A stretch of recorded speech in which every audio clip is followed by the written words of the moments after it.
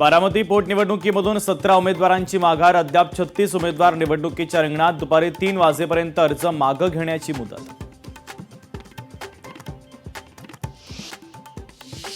गोरेगावच्या दिंडोशीमध्ये अनधिकृत बांधकामावर पालिकेची तोडक कारवाईला सुरुवात. दंगेखोरांच्या घरांवर महानगरपालिकेचा बुलडोझर. गॅस मिळत नसल्यानं 450 कर्मचाऱ्यांना नोटिसा. गॅस साठा भरपूर उपलब्ध. 2 दिवसानंतर गॅस पुरवठा सुरळीत होणार. मंत्री संजय शिरसाट यांची एलपीजी गॅस पुरवठ्यासंदर्भात महत्त्वाची प्रतिक्रिया.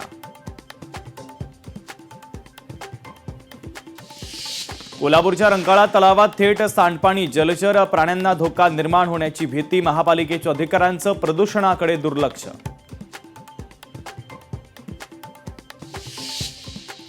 छत्रपती संभाजीनगरमध्ये शिवसेनेच्या आजपासून 5 दिवस बैठका. आगामी निवडणुकांची शिवसेनेकडून आतापासूनच तयारी. मतदारसंघांचा आढावा घेतला जाणार.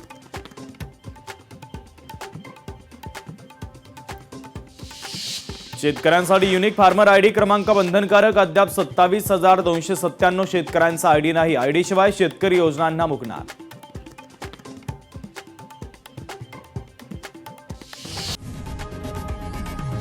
लोकशाही मराठी ऐका, पहा, जागरूक रहा.